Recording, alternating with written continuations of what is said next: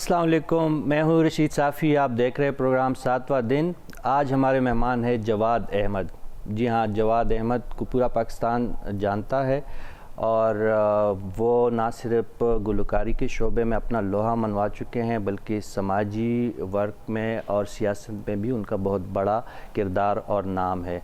आज हम उनसे इस नशिस्त में तफसीली गुफ्तगू करेंगे। उनकी ज़िंदगी के मुख्तलिफ़ गोशों से हम पर्दा उठाने की कोशिश करेंगे और उनसे बातचीत होगी। उनकी फ़ैमिली के बारे में, उनके कैरियर के बारे में, उनके मुस्तक़बिल के मंसूबे भी हम डिस्कस करेंगे।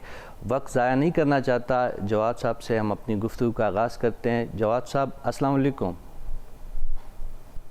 जी वालेकुम अस्सलाम। बहुत शुक्रिया सर आपका वक्त देने का, हमसे बात करने का। जवाद भाई, हम चाहेंगे कि हम देखने वालों को हम आपकी ज़िंदगी के मुख्तलिफ़ गोशे, जो बार बार कुछ ऐसे सवालात और कुछ ऐसे वाक़यात जो आपने हमें बताए हैं, आपने सुनाए हैं, लेकिन हम उसमें कुछ तकरार तो ज़रूर होगी, लेकिन यकीनन वो दिलचस्पी से खाली नहीं होंगे। हम जानना चाहेंगे आपके ख़ानदानी पस मंज़र के बारे में। थोड़ा सा हमें बताएँगे कि आप की जो गुलकारी का जो एक फ़न है, फिर आपने मुख्तलिफ़ शोबों में अपने आप को जो मनवाया है, ख़ानदानी पस मंज़र के बारे में हम अपने आप से सुनना चाहेंगे। अच्छा, मेरा फॉर्मली मतलब वो कहते हैं ना, बाज़ाब्ता तरीके से मौसीकी के साथ ताल्लुक़ नहीं था। जी। और मेरी जो फैमिली थी वो प्रोफेसर्स पे मबनी थी। मेरे वालिदैन दोनों प्रोफेसर्स थे। जी। वालिद साहब भी पॉलिटिकल साइंस पढ़ाते थे और वालिदा साहब भी पॉलिटिकल साइंस पढ़ाती थी।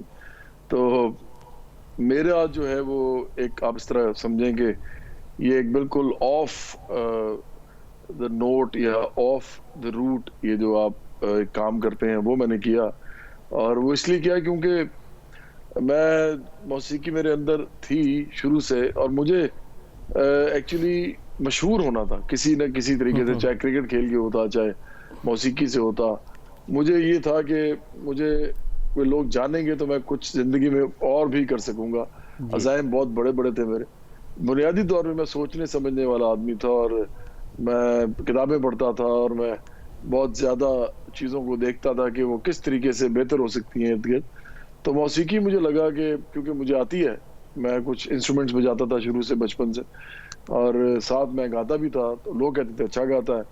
तो इसलिए फिर मैंने सोचा कि ये ऐसी चीज़ है जिसके ज़रिए मैं लोगों तक पहुंच सकता हूं, और मैं अपने अगर कोई मौसीकी के अंदर गाने वाने बनाऊं, और उस वक्त काफ़ी बड़ी इंडस्ट्री बन चुकी हुई थी पहले से, और मैं उसमें एंटर हूं, तो उसके बाद शायद लोग मेरे से आइडेंटिफाई करेंगे और मैं अपने काम जो बाद में करना चाहता हूँ वो कर सकूँगा।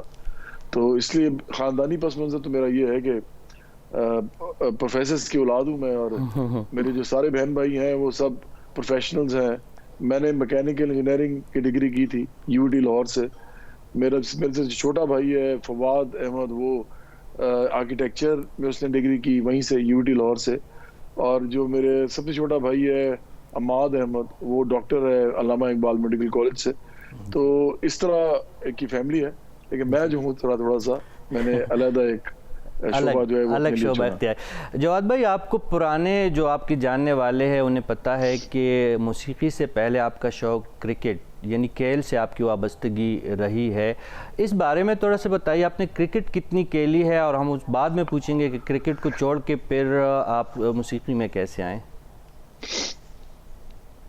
अच्छा, मैं क्रिकेट जो है ना उस खेलता था बाकायदा शौक से, और मुझे बहुत ही पसंद थी ये खेल। और पाकिस्तान में आपको पता है कोई शायद ही कोई लड़का हो, अब तो लड़कियां भी खेलती हैं जी तो लड़का शायद ही कोई हो। हमारे एज में तो हर लड़का जो था वो बॉल बैट पकड़ के खेलता था, और इसमें फ़ायदा ये था क्रिकेट खेलने में कि चाहे आप मोहल्ले में खेलें, चाहे सड़क पे खेलें, चाहे आप किसी ग्राउंड में खेलें, आपको ये खेल जो है ये मिल जाएगा।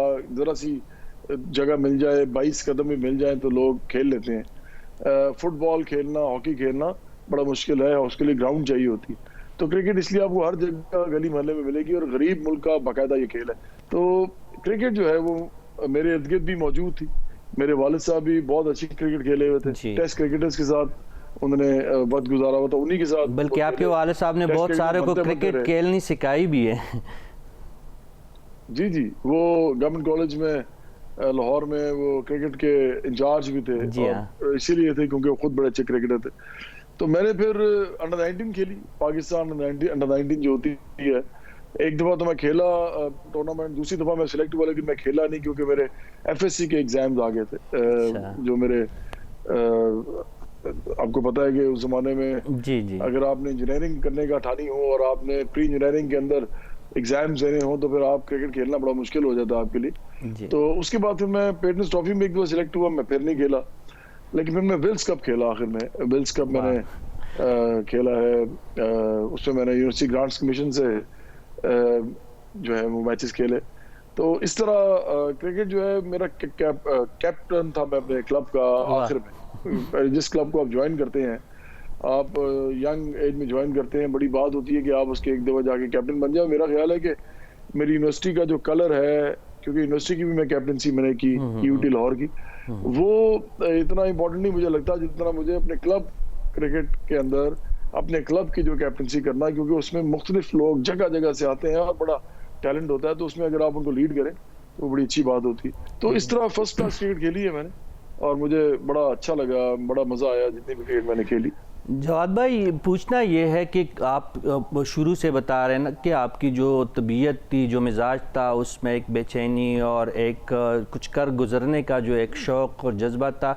ये पूछना था, क्रिकेट भी जिस ज़माने में आप खेल रहे होते, जब आपने खेली है, उस आप कलर तक पहुँचे, गालिबन आप विल्स कप तक पहुँचे हैं, विल्स कप भी आपने खेली।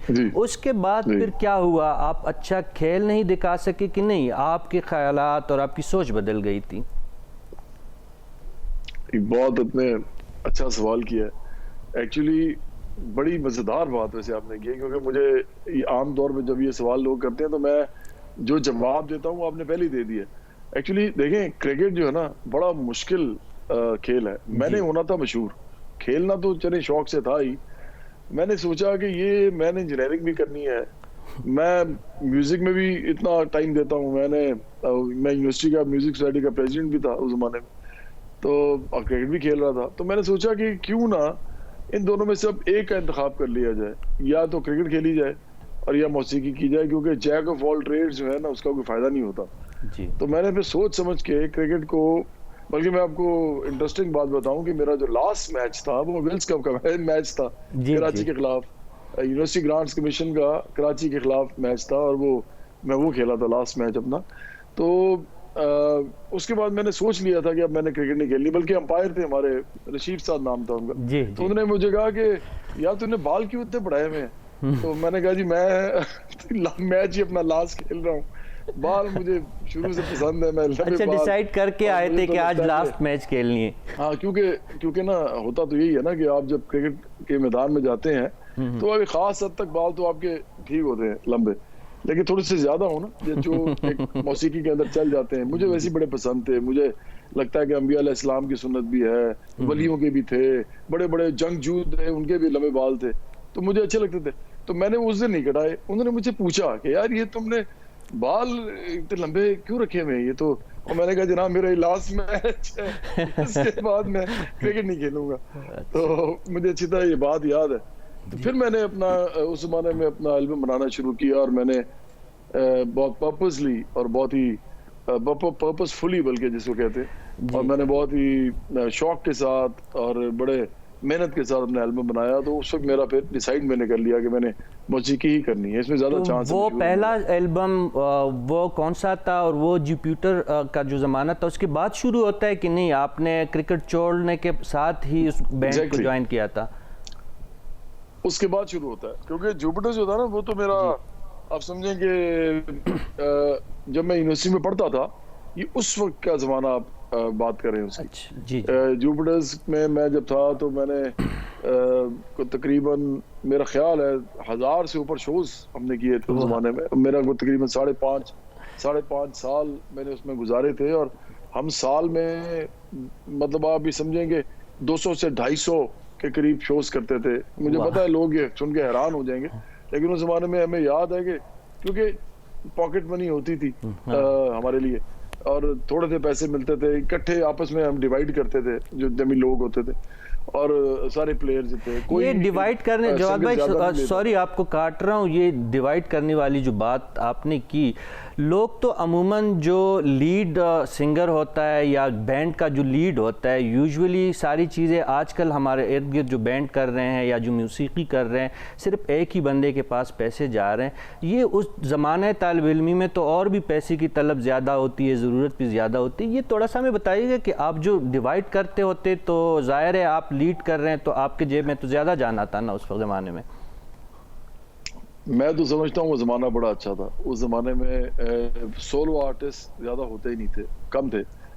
बैंड्स का ज़माना था और बैंड्स के अंदर एक रिवायत थी और मैं उस रिवायत को बड़ा अच्छा समझता हूँ कि चाहे कोई गिटार बजाता है, चाहे कोई कीबोर्ड बजाता है, चाहे कोई ड्रम बजाता है, बेस गिटार बजाता है, अगर कोई ढोलक तबले वाला है वो भी अगर है वो भी बजाता है, कोई साउंड इंजीनियर है इवन जो साउंड पे बैठता है वो भी, तो सारे जितने पैसे आते हैं शो से वो सारे आपस में इक्वली डिवाइड करते हैं। और ये नहायत एक मैं समझता हूँ कि खूबसूरत बात है। तो वो कौन सा ज़माना था जब जवाद अहमद को, क्रिकेटर जवाद अहमद को लगा कि नहीं, क्रिकेट नहीं, म्यूज़िक आपका असल शोबा है? ये कोई तकरीबन मेरा ख्याल है 94-95 की बात होगी शायद, या 96 की बात होगी, मुझे एग्जैक्टली अब ये इन्हीं सालों में ये हुआ है कि जब मैंने सोचा कि अब मैंने क्रिकेट नहीं खेलनी है, अपने मौसीकी करनी, क्योंकि सावी साहब बात ये है मैं हूँ मिडिल क्लास से। मैं मिडिल क्लास के जो लोग होते हैं ना, उन्होंने दो काम इकट्ठे करने होते हैं। अगर आपके बड़े ख्वाब हैं कोई, तो ख्वाब तो आपको देखने ही होते हैं, लेकिन साथ आपको अपनी रोजी रोटी चलानी होती है। बिल्कुल। तो ये तो नहीं होता ना कि आपके वालिद साहब की जागीरें हैं, और वो तो शुक्र है कि मेरे वालिद साहब की जागीरें नहीं, क्योंकि मैं फिर वैसे ही होता जैसे पाकिस्तान के अंदर रूलिंग क्लास है, हुक्मरान तबका। तो मैं तो समझता हूँ कि वो बड़ा, अब मेरे लिए बड़ा परेशानी होती मेरे लिए। लेकिन बहरहाल सरमायादार, जागीरदार, माफियाज, आप इस तरह के अगर कोई घरों में पैदा हो तो आप शायद कुछ भी कर सकते हैं जो आपका दिल करे। लेकिन मिडिल क्लास के लोग जो है उनको अपनी रोजी के लिए डेफिनेटली कुछ ना कुछ सोचना पड़ता है। तो ये तो बड़ा मुश्किल होता है आमतौर पे। ये मेरे साथ तो चले लक अच्छी थी, चांस था, एक जिसे हम कहते किस्मत थी कि पूरा हो गया मेरा एक ख्वाब कि मैंने जिस काम को चूज किया उसमें से मेरी रोजी भी अच्छी मेरी कमानी शुरू हो गई। अदरवाइज तो मौसीकी के अंदर बड़ा मुश्किल है, हजारों लोग आते हैं और वो अगर कोई और काम ना करते हो ना, मैं इसलिए नौजवानों को हमेशा कहता हूँ कि आप अपना कोई खास काम जो आप जिसमें स्किल आपकी हो और जो आम तौर पे प्रोफेशनल फील्ड के अंदर उसकी खपत हो, जो आप कहीं पे भी आपको जॉब मिल सके, आपको छोटा मोटा अगर कोई एंटरप्रेन्योर या कारोबारी आदमी बनना चाहते हैं तो वो आप कर सकें। इसके बाद आप साथ मौसीकी करें, क्योंकि मौसीकी जरूरी नहीं कि आपको स्टार बना देगी और आप बहुत बड़े आर्टिस्ट बन जाएंगे। ये ना हो कि आप रोजी रोटी से जाएं, मौसीकी में भी कुछ ना हो और बाद में आप जो है वो खाने को और कपड़े को और घर के बिल्स को जो तरसे, बड़ा मुश्किल हो जाता है। आप तो हमें पता है कि आपके शुरू से जो काम है म्यूज़िक का, आप खुशकिस्मत फ़नकारों और गुलकारों में है जिसकी पजीराई जो है इब्तिदा ही में उन्हें नसीब हुई है। लेकिन जवाद अहमद को कब लगा कि कुछ है म्यूज़िक में और आप अपने काम से मुतमईन हुए और आपको लगा कि अब मैं मज़ीद आगे बढ़ सकता हूँ और ये मैं अच्छा कर रहा हूँ?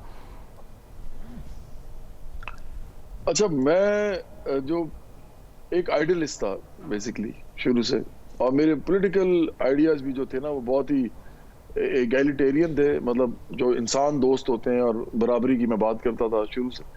और साथ जो है मैं थोड़ा सा आप ये समझेंगे रेडिकल था।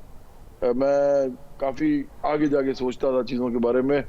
जो स्टेटस को की पॉलिटिक्स है मैं इससे बहुत आगे का सोचता हूँ। मैं समझता हूँ कि पाकिस्तान में जो बुनियादी सवालात हैं उसमें तो बात ही नहीं होती पाकिस्तानी सियासत में। तो इसलिए मैं उस ज़माने में जब आप बात कर रहे हैं तो मैंने सोचा ये है कि अगर मुझे कुछ करना है इस तरह का काम, तो मुझे फिर मौसीकी के अंदर कोई अच्छे बड़े बहुत ही पॉपुलर गाने बनाने पड़ेंगे, क्योंकि लोग तो मुझे नहीं पहचानते। मैं इतने बड़े बड़े आइडियाज़ लेके आ गया हूँ, ज़हन में मेरे हैं। मैं सोचता हूँ कि यार ऐसे होना चाहिए, ऐसे होना चाहिए। मिसाल के तौर पे मैं ये कहता हूँ कि पाकिस्तान के अंदर जो बड़े बड़े ओहदों पे लोग हैं उनको सिर्फ ओहदे मिलने चाहिए, उनको तनख्वाहें नहीं मिलनी चाहिए, या अगर तनख्वाह मिले तो तनख्वाह मिले सिर्फ, और उनकी प्रॉपर्टी सारी कॉन्फिस्केट कर लेनी चाहिए स्टेट को। भाई आपको इतना शौक है लोगों के ऊपर रूल करने का, आपको शौक है लोगों के लिए कुछ करने का, तो आप पहले अपना तो सारा कुछ देना। आप कई लोग तुम्हारे में ऐसे भी हैं जो इस्लामी बात करते हैं और मदीना की रियासत की बात करते हैं, लेकिन अब बड़े बड़े महलों में रहते हैं, 14 जदादे हैं उनकी। मतलब देखें, मैं सिर्फ ये कहता हूँ, ये रेडिकल बात है बड़ी। अगर पाकिस्तान जैसे गरीब मुल्क में जहाँ पे इतने गरीब लोग हों, अगर वहां पर हुक्मरान जो है वो ऐशो इशरत के साथ रहते हैं, तो कभी भी वो लोगों के लिए कुछ नहीं करेंगे, वो कर ही नहीं सकते, क्योंकि ये उनके part and parcel of the package होता है। तो जब मैं इस तरह के आइडिया लेके जाऊंगा, जवाद भाई, ये जो आपकी सियासी सोच है, ये इस पे भी आएंगे, बराबरी पार्टी की भी बात करेंगे, लेकिन नहीं, मैं वहीं पे आ रहा था, मुझे पता है, मैं ज्यादा बात नहीं करना चाह रहा, वापस वहीं पे सवाल पे आ रहा हूँ।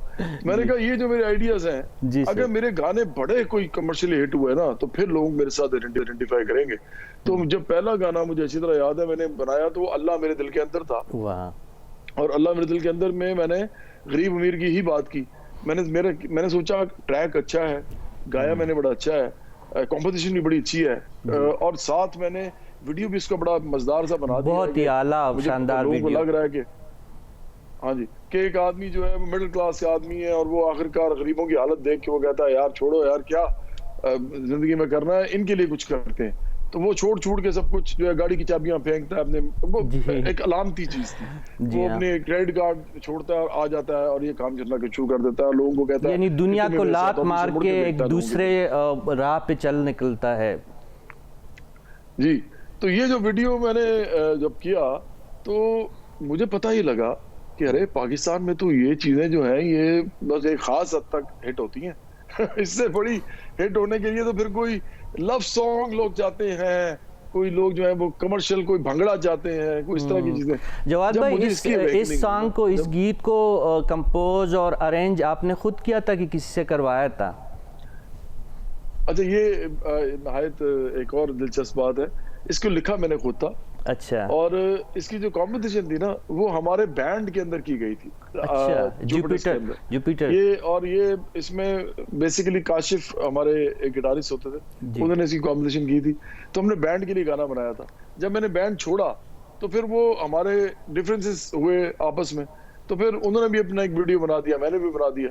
तो वो कोई एक दूसरे के साथ इस तरह नहीं था कि कोई लड़ाई हो गई, लेकिन ये है कि क्योंकि मेरी ये पूरे लफ्ज ही मेरे थे, मेहनत भी मैंने की हुई थी, म्यूजिक भी मैंने खुद बैठ के सबके साथ बनाया था, तो मुझे लगा कि ये मेरा इस पे हक है कि मैं छोड़ता हूँ बैंड, और बैंड मैंने नहीं छोड़ा था, बैंड के साथ डिफरेंसेस हुए थे, तो तख्लीक आपकी थी जवाद साहब, इसलिए आपका अभी तक अल्लाह मेरे दिल के अंदर जो है, जब भी इसका जिक्र होता है आप ही का नाम जहन में आता है।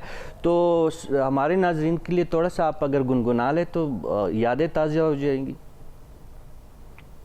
हाँ जी, मैं बिल्कुल वो सुनाता हूँ आपको। मेरा हाथ तू ना छोड़ी, मुझे अकेला तू ना छोड़ी, तू जो मेरे साथ मौला, फिर चाहे कुछ हो मौला, तू जो मेरे साथ मौला, फिर चाहे कुछ हो मौला, सच्चल साईं मेरा, अल्लाह मेरे दिल के अंदर, मैं मोमिन हक कलंदर, अल्लाह मेरे दिल के अंदर, मैं मोमिन हक कलंदर। वाह वाह वाह। नाजरीन, जवाद अहमद साहब से हमारी ये गुफ्तगू इसी तरह जारी रहेगी, लेकिन इस वक्त 7वां दिन में एक वक्फे का वक्त हुआ जाता है।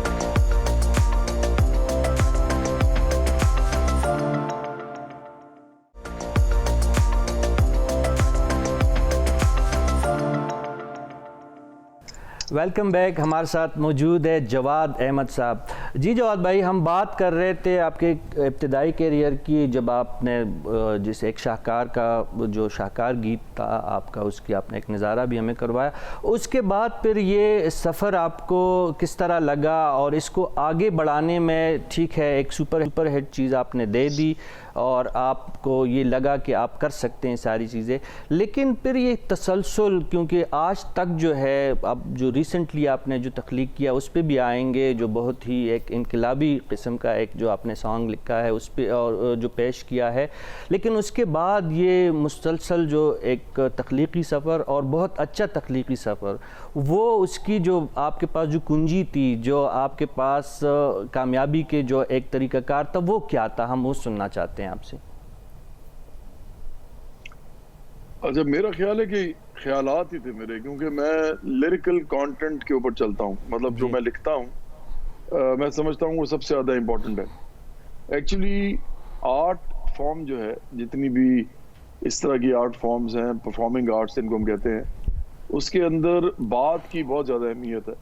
अगर आप फिल्म बनाते हैं, अगर आप गाना बनाते हैं, अगर आप ड्रामा बनाते हैं, कोई भी ऐसी चीज़ जो आप करते हैं, उसमें आप जो बात कर रहे होते हैं वो सबसे इम्पोर्टेंट चीज़ होती है। इसीलिए मैंने मौसीकी के अंदर ये ख्याल रखा है, बहुत ख़ास ख्याल रखा है कि मैं कोई ऐसी चीज़ें ना गाऊं, ऐसे अल्फाज ना बोलूं जिससे मुआशरे के जो अक़दार हैं उनके अंदर कोई मुझे प्रॉब्लम हो, लोग कहेंगे यार ये किस तरह की ज़ुबान में क्या बोल रहे हैं। तो मैंने कोई बेहूदगी इस तरह की जो कि मुआशरती इक़दार के साथ ना जाती हो, कोई औरतों के हवाले से कोई चीज़ें इस तरह की जो करना या कहना, तो मैंने ये इसकी तरफ मैं नहीं गया। तो इसलिए मैं आपको एक बात बताऊं कि मैंने बहुत सोच समझ के अपना मौसीकी का सफ़र किया। और अगर कोई ये कहता है ना कि मौसीकी में बात इंपॉर्टेंट नहीं होती, सिर्फ और सिर्फ जो है वो मौसीकी के अंदर अरेंजमेंट इंपॉर्टेंट होती है म्यूजिक की, या कॉम्पोजिशन इंपॉर्टेंट होती है, तो ये बिल्कुल गलत बात है। अगर आप कोई भी बड़े गाने उठाएंगे ना, तो आप जब भी वो गुनगुनाएंगे तो आप लफ्ज गुनगुनाएंगे। अगर आप स्पिरिचुअल बात कर रहे हैं तो वो उस मौसीकी के साथ कैसे जाती है, ये एक बिल्कुल अलग पैराडाइम है। और अगर आप एक कमर्शियल बात कर रहे हैं, कोई डांसिंग सॉन्ग कर रहे हैं, कोई भंगड़ा कर रहे हैं, कोई लव सॉन्ग कर रहे हैं, और उसके साथ मौसीकी कौन सी जाती है कॉम्पोजिशन, वो एक बिल्कुल अलग पैराडाइम है। तो इसलिए आपने जो पूछा सवाल, वो बड़ा मैं समझता हूँ मेरे साथ बिल्कुल जाता है कि मैंने बहुत ही रेलेवेंट होकर सोसाइटी के साथ अपनी मौसीकी की है। आपने बंगड़ा वगैरह इनका जिक्र किया। पहले तो एक ही ट्यून, अगर मैं गलत ना हूँ, आपके आने से, पॉप में आने से पहले बंगड़ा भी अगर होता तो वही एक ही किस्म की ट्यून होती, लेकिन आपने उसको मेलोडिस कर दिया था। क्या मैं ठीक कह रहा हूँ? ये बहुत ही आपने इम्पोर्टेंट बात की है, क्योंकि देखिए मैं जब भंगड़ा मैंने किया ना स्टार्ट, तो पाकिस्तान में जो भंगड़ा हो रहा था ना, वो एक ही बोलियों के ऊपर हो रहा था। ला ला ला ला ला ला ला ला ला ला ला ला ला ला ला ला ला ला ला, ये उसके ऊपर आप लफ्ज लिख देते थे, और वो आप एक बीट के साथ लफ्ज बस बोलते जाते, तकरार करते थे। इसीलिए आप लफ्जों पे अहमियत भी नहीं देते थे लफ्जों को। उसमें आपने बस टक टक टक टक टक टक टक टक टक टक टक टक एक बस चलते जाना है। वो भी अच्छा अपनी तरफ से ठीक है, म्यूजिक वो भी लोग करते हैं, लेकिन मैंने देखा कि पाकिस्तान की जो इंडस्ट्री है, फिल्म इंडस्ट्री, उसमें सारा जितना भी म्यूजिक है वो मेलोडियस है। आप नूर जहां साहिबा के गाने सुने, जदों हौली जे लेना मेरा ना, मैं था मर जानी है, फिर आप सुने सैयों नी मेरा माही मेरे पाग जगावन आ गया। आप सोचे ना, अगर मैं सैयों नी मेरा माही मेरे पाग जगावन आ गया को जिस तरह वो है और जिस तरह आप कह रहे थे, अगर उस तरह गाया जाए तो क्या होगा, मैं आपको सुनाता हूँ। असल में है कि सैयों नी मेरा माही मेरे पाग जगावन आ गया। अब देखिए पूरी मेलोडी है, ला ला ला ला ला ला ला ला ला ला ला ला ला ला ला ला। अच्छा, अगर मैं इसको ऐसे गा दूंगे, सैयों नी मेरा माही, तो नहीं बन नहीं रहा, वो बीट के साथ हो जाएगा, लेकिन मजा नहीं आएगा। मजा आपको नहीं लगेगा यार ये इसके अंदर ना खूबसूरती नहीं है, लफ्ज कोई अच्छी बात नहीं कर रहे, बस लफ्ज भर्ती के लफ्ज है। तो मेरा जो गाना था वो कहती है सैया में तेरी यहाँ, जो पहला भंगड़ा था, वो पूरी मेलोडी थी। वो ये थी कि ओ कहती है सैया में तेरी यहाँ है, तो पूरी एक मेलोडी है। इसी तरह ऊंचे मजा जमाली आँख गई, ये भी एक मेलोडी है। फिर सबसे ज्यादा तो मुझे वो पसंद है कि ना जा हुन ढोलना मेरा दिल तोड़ना, नित मर जाएंगी तेरे बिना, साडा कल्याण जी लगदा ही ना ढोलना। ये पूरी मेलोडी है। आप समझेंगे लफ्जों का उतार चढ़ाव मौसीकी के साथ चल रहा है, बीट तो है, लेकिन बीट पे लफ्ज नहीं लिखे हुए, लफ्जों का अपना एक मीटर है जिसपे वो चल रहे हैं। तो मेरा ख्याल है कि ये अच्छी आपने बात की, ये ऐसे किया मैंने। जवाद भाई, शायद ये यही वजह थी जो बिन तेरे ने फिर सरहदों के उस पार भी धूम मचा दी, और उसमें जो एक कंपोजिशन की, अरेंजमेंट की जो एक ज़बरदस्त इम्तिजाज था, वो आज तक उसको कोई नहीं बीट कर सका। हाँ जी, वो बिन तेरे गया जीना, बस ऐसे गाने जो है ना वो बन जाते हैं। आप एकदम कोई चीज आप समझे कि आमद हो जाती है। तो मैं एक जगह सड़क पे एक मेरा एक कॉन्सर्ट था, तो कॉन्सर्ट लेट हो गया था। मेरे लोग लड़के सारे अंदर बैठे हुए थे, मेरे जितने भी हमारे साथ काम करते हैं मेरे। तो मैं बाहर निकला और मैंने कहा यार मैं जरा चहलकदमी करके आता हूँ। तो मैं अकेला ना अपनी सोच में जा रहा था, तो आप बिलीव करें मैंने कुछ भी नहीं सोचा, एकदम ज़हन में आया बिन तेरे क्या जीना मेलोडी के साथ कि बिन तेरे क्या है जीना, बिल्कुल ऐसे ही लाइन आई। मैंने कहा यार ये तो बड़ी मजेदार है, मुझे भूल ना जाए। तो मैंने इसको ना बार बार रिपीट किया ताकि मुझे याद रहे। कई दफा भूल जाता है ना इंसान। उस जमाने में मुझे याद है कोई मोबाइल इस तरह की नहीं होते थे, उसमें आप रिकॉर्ड कर ले, इस कदर नहीं थी, तो ऐसा तो कुछ भी नहीं था। जी। तो मैं फिर वापस आया, मैंने अपने दोस्त को कहा यार कि तू भी जरा याद कर ले यार, ये बड़ी अच्छी चीज है। उसके बाद फिर मैंने इसको पूरा लिखा, मैंने जाके इसकी कॉम्पोजिशन बनाई और मैंने रातों रात उस दिन में गाना मैंने कंप्लीट कर दिया। फिर मैंने खुद इसको किया एक दफा अपने एल्बम में, फिर मैंने इसको एक फिल्म में किया शान के साथ, जो शान ने एक फिल्म बनाई मूसा खान, उसमें किया। उसमें फिर लड़की को भी साथ लिया, उसका जो पोर्शन था शबनम मजीद ने गाया और साइमा और शान पे पिक्चराइज हुआ। और उसके बाद फिर ये महेश भट्ट ने मुझसे लिया आखिरी दफा, फिल्म उनकी थी वो लम्हे, और उसके अंदर फिर मैंने तीसरी दफा गाया। तो इस गाने को जवाद भाई, महेश भट्ट का नाम आपने लिया, बरसगीर का बहुत बड़ा नाम है मुकेश भट्ट, महेश भट्ट। ये कैसे किस्सा हुआ आपको, उन्होंने यहाँ से पाकिस्तान से अप्रोच किया, उन तक पहुँचना या उनकी आप तक पहुँचना, ये कैसा मुमकिन हुआ? अगर थोड़ा सा यादें ताज़ा हो जाए। नहीं, ये भी एक अपने तई एक बड़ी मजेदार फिर स्टोरी है। एक्चुअली एक फिल्म थी, पाकिस्तानी फिल्म थी, जो पहली दफा इंडिया में शूट हो रही थी। जी। मैंने पाकिस्तान में काफी हिस्ट्रीज ऐसी हैं जो क्रिएट हुई हैं, मैं उसका पार्ट रहा हूँ। तो पहली पाकिस्तानी फिल्म जो इंडिया में शूट हुई और इंडिया से एक्ट्रेसेस ली गई, यहाँ से भी हीरो थे, वो हुमायूं सईद थे। हुमायूं सईद की पहली फिल्म थी वो हुमायूं सईद ने से पहले कभी कोई फिल्म नहीं की थी। तो मैं एक दिन लौट कर आऊंगा, उस फिल्म का नाम था जी। मैं उसका म्यूजिक डायरेक्टर था। तो मैंने वहाँ पे इंडिया में इसके गाने सारे रिकॉर्ड किए, आशा भोसले जो हैं उनके साथ गाया, अलका याग्निक के साथ गाया, सुनिधि चौहान के साथ गाया, और मैंने खुद भी उसके अंदर गाने गाए, सोलो आर्टिस्ट भी, मतलब उसमें मैंने गाने गाए। और भी मैंने सिंगर्स लिए, मेल भी फीमेल भी। तो वो जब मैं बना रहा था ना म्यूजिक, तो हम एक होटल में ठहरे हुए थे बॉम्बे में जी। तो वहाँ पे महेश भट्ट आते थे, अपने वो एंजॉय करने आते थे, अपने दोस्तों के साथ बैठते थे, गपशप मारते थे। तो उधर उनसे मेरी मुलाकात हुई। और जावेद फाजिल बहुत बड़े, आपको पता है, डायरेक्टर थे, उस फिल्म को भी वो डायरेक्ट कर रहे थे। उन्होंने मेरा तारुफ ऐसे कराया उनके साथ कि ये पाकिस्तान के मतलब बहुत ही बड़े ये सिंगर है। मैं उस जमाने में काफी पॉपुलर हो गया था, मेरे गाने बहुत पॉपुलर थे। तो बड़ा सिंगर तो मैं क्या हूँ, मेरे से बहुत बेहतर सिंगर हैं पाकिस्तान के। तो लेकिन 12 उन्होंने मेरी तारीफ की। तो महेश भट्ट जो थे वो, उन्होंने मुझे कहा कि यार मुझे कुछ सुनाइए, मैं बड़ा खुश हुआ हूँ कि उन्होंने आपके बारे में ये बताया है। तो मैंने सोचा मैं इनको क्या सुनाऊँ, अगर मैं पंजाबी सुनाऊंगा तो ये बॉम्बे में उर्दू फिल्में बनाते हैं और उर्दू बोलते हैं, और बड़ी नस्तालीक किस्म की उर्दू बोलते हैं महेश भट्ट। तो मैंने सोचा कि मैं इनको उर्दू में कुछ सुना देता हूँ, बजाय कि मैं पंजाबी गाना कुछ सुनाऊँ, अपना बहुत बड़ा ग्रेट गाना। तो मैंने बिन तेरे क्या जीना ऐसे ही गुनगुना दिया उनके सामने।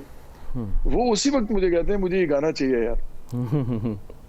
मैं अब देखिए होटल में बैठे हैं, एक डाइनिंग हॉल में बैठे हैं उसके, और वहाँ पे उन्होंने मुझे कहा, मैं बड़ा हैरान हुआ। मैंने कहा यार ये तो मैंने अपने एल्बम में गाया था। उन्होंने कहा और पहले भी एक फिल्म में आ चुका है पाकिस्तान। उन्होंने कहा जो भी है इंडिया में तो नहीं आया ना, तो मैं इंडिया में करूंगा।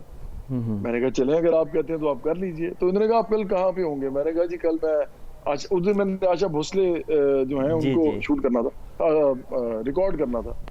तो मैं और साहिर अली बग्गा हम दोनों वहाँ थे और हमने इन आशा भोसले को रिकॉर्ड करना था स्टूडियो में। तो मैंने उनसे कहा मैं वहाँ आऊँगा, एम्पायर स्टूडियो नाम था स्टूडियो का, बहुत बड़ा स्टूडियो है बॉम्बे का। जी। तो वहाँ पे फिर वो आ गए, अगले दिन मुकेश भट्ट को ले गए, उन्होंने कहा मैं अपने भाई को लेके आऊँगा। तो उधर फिर वो दोनों आए, उन्होंने मुझसे बातचीत की और मैंने ना उनसे एक दो बातें ऐसी की कि वो बड़े हैरान हुए और उन्होंने कहा एक दूसरे को, उन्होंने कहा यार ये कोई अजीब एक आदमी है हमारे ये जो जवाद अहमद है। क्योंकि मैंने उनसे कहा कि पहली बात महेश भट्ट साहब, मैं ये गाना जो है ना खुद गाऊंगा, ये आप किसी और से नहीं गवा सकेंगे। अच्छा, महेश भट्ट के सामने शरायत रखी जा रही थी, पाकिस्तान से गए हुए। जी बिल्कुल, आप महेश भट्ट से पूछ लीजिए, कभी नहीं आएंगे तो वो आपको बताएंगे ये पूरी बात। तो दूसरा मैंने उनसे कहा कि देखें मैं हूँ एक समाजी कारकुन भी हूँ और मैं लोग एजुकेशन पे, हेल्थ पे, पॉपुलेशन प्लानिंग पे, फिर पोलियो पे मैं बेस्टलर रहा हूँ पाकिस्तान में, यूनिसेफ के लिए आपने बड़ा काम किया। तो ये सारा कुछ मैं करता हूँ। तो देखें मैंने कहा आपकी फिल्म के अंदर अगर कोई आप इस गाने को ऐसे फिल्माएंगे ना कि उसके अंदर कोई गलत कोई चीज फिल्मा दी आपने, तो वो मेरे लिए काबिल कबूल नहीं होगी। तो काइंडली ये ना कीजिएगा मेरे गाने में। आप बिलीव करें, मैंने उनसे ही कहा और वो दोनों बैठे थे और उन्होंने कहा कि we have been dealing with kids until now we are dealing with the big boy from Pakistan. This is what he actually बहुत बड़ा कॉम्प्लीमेंट, बहुत बड़ा कॉम्प्लीमेंट। हाँ जी। तो मैं आगे से हंस पड़ा, मैंने कहा जी मेरे कुछ मजबूरी है इसलिए मैं आपसे कह रहा हूँ। तो वो बड़े अच्छे आदमी है इस लिहाज से, उन्होंने कहा ये दोनों चीजें हो जाएंगी। तो फिर वो मैंने उनके साथ वो गाना फिर रिकॉर्ड कर लिया और फिर उन्होंने अपनी फिल्म में डाला। जी जवाद भाई, हम चाहेंगे आपसे बार बार हमारी कुछ ऐसी चीज़ें शाहकार कि उनका जिक्र होते ही आपकी जो गुनगुनाहट है उसको जी चाहता है कुछ हो जाए बिन तेरे। हाँ बिल्कुल, मैं करता हूँ आपके लिए। बिन तेरे क्या है जीना, बिन तेरे क्या है जीना, मेरे दिल की रानी तुम, मेरी खुशियों का मौसम, मेरे ख्वाबों की ताबीर, मेरे सपनों की तस्वीर, बिन तेरे कैसी यार, वो जीत हो या हार, तेरे संग है सब कुछ, तू ना हो तो बेकार, बिन तेरे क्या है जीना। खूब, बहुत खूब, बहुत खूब। नाजरीन, जवाद से हमारी ये गुफ्तगू इसी तरह जारी रहेगी, लेकिन 7वां दिन में एक ब्रेक की तरफ जाते हैं।